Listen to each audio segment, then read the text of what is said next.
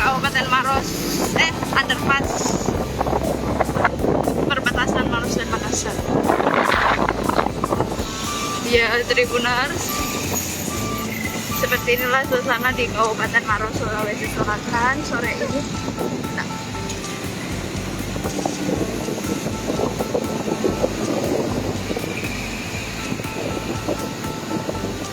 ini masih sedikit gerimis Tribuners, namun beberapa pengendara sudah memilih untuk melanjutkan perjalanan mereka.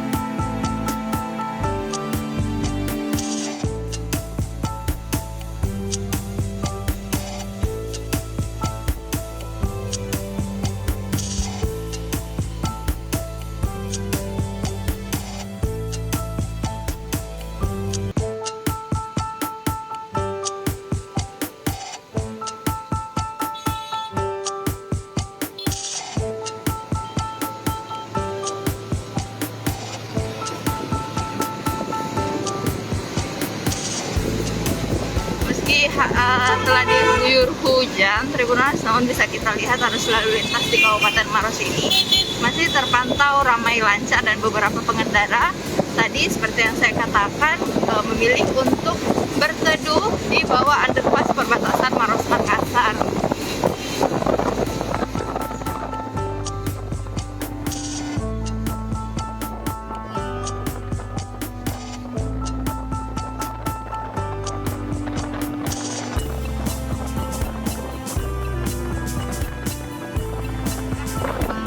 Di lokasi ini malah tidak ada hujan